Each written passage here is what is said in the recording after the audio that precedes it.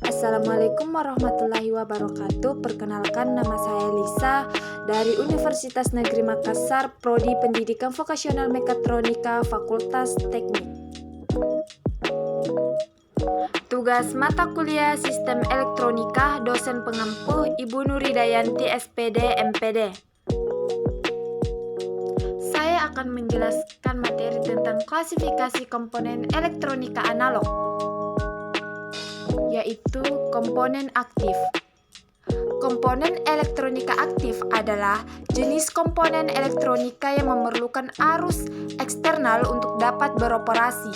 Dengan kata lain, komponen elektronika aktif hanya dapat berfungsi apabila mendapatkan sumber arus listrik dari luar atau eksternal. Komponen aktif terbagi atas 4, yaitu dioda, transistor, isi atau integrated circuit, dan terakhir adalah saklar. Nah, apa sih itu dioda? Dioda adalah komponen elektronika aktif yang berfungsi untuk menghantarkan arus listrik ke satu arah dan menghambat arus listrik dari arah sebaliknya.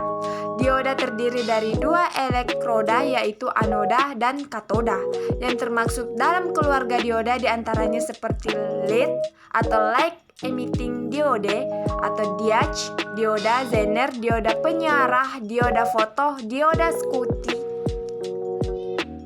dioda tunnel, dan dioda laser. Di sini saya akan menjelaskan jenis-jenis dioda. Jenis-jenis dioda terbagi atas 4. Yang pertama adalah dioda biasa atau dioda penyiarah. Dioda biasa atau dioda penyiarah umumnya terbuat dari silikon, dipakai untuk mengganti arus AC atau arus bolak-balik jadi arus DC atau arus searah. Kedua, dioda Zener. Dioda Zener adalah dioda yang memiliki karakteristik menyalurkan arus listrik mengalir ke arah yang berlawan jika tegangan yang diberikan melampaui batas, tegangan tembus atau tegangan Zener. Ketiga, LED atau light emitting diode, biasa disebut dioda pemancar cahaya, adalah suatu semikonduktor yang memancarkan cahaya monokromatik yang tidak koheren ketika diberi tegangan maju. Gejala ini termasuk bentuk elektroluminesensi. 4. Dioda foto. Dioda foto adalah jenis dioda yang berfungsi mendeteksi cahaya, berbeda dengan dioda biasanya. Kelima, dioda Schottky, juga dikenal sebagai dioda pembawa panas, adalah dioda semikonduktor dengan tegangan rendah. Terakhir, dioda laser.